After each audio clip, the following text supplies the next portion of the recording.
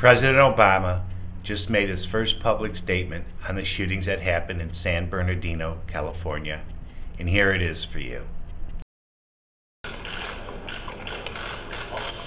Everybody ready?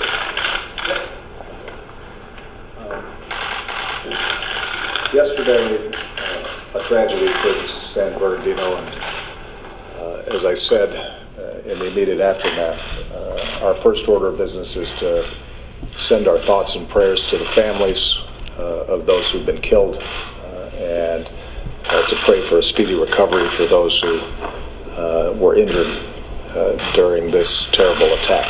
I had a chance to speak with Mayor Davis of San Bernardino, and I thanked law enforcement in that city for their timely and professional response. I indicated to Mayor Davis that the entire country is thinking about that community, and thanked him and his office for the way that they've been able to manage an extraordinarily difficult situation with calm and clarity, and very much appreciated the coordination that's been taking place between local law enforcement and the FBI investigators. At this stage, we do not yet know why this terrible event occurred. We do know that the two individuals who were killed were equipped with weapons and appeared to have access to additional weaponry at their homes. But we don't know why they did it. We don't know at this point the extent of their plans. We do not know their motivations.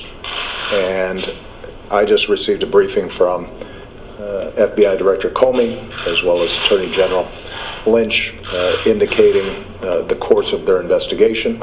At this point, this is now a FBI investigation that's been done in cooperation and consultation with local law enforcement. It is possible that this was terrorist related, but we don't know. It's also possible that this was workplace related. And until the FBI has been able to conduct what are going to be a large number of interviews, until we understand the nature of the workplace relationship between the individual and his superiors, because he worked with the organization where this terrible shooting took place, until all the social media and electronic information has been exploited, we're just not going to be able to answer those questions.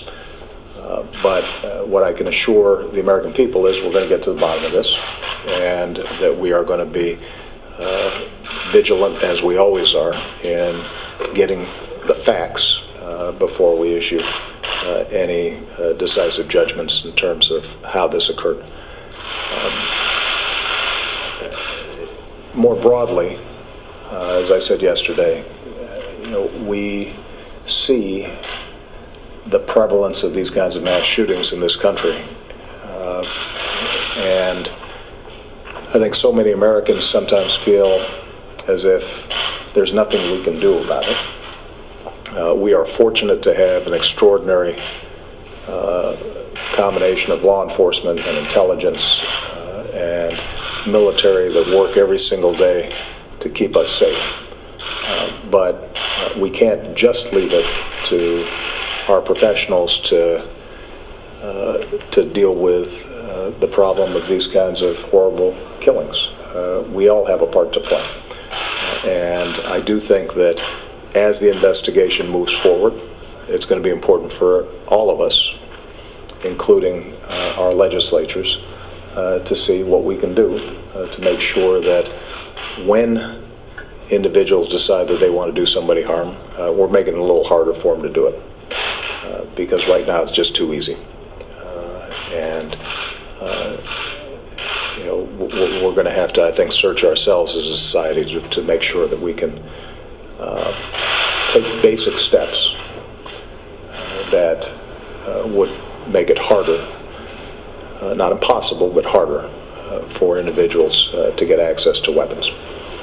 So there will be, I think, a press conference later today led by the Attorney General.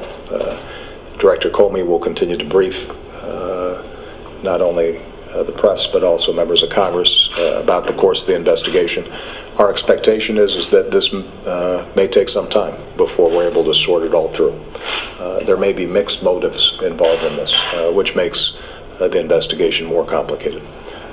But rest assured that we will get to the bottom of this. And in the meantime, once again, I want to offer our deepest condolences to those who've been affected by this terrible tragedy, and for those who've been injured, we hope that they get well quickly, and that they're able to be back together with their families. Okay?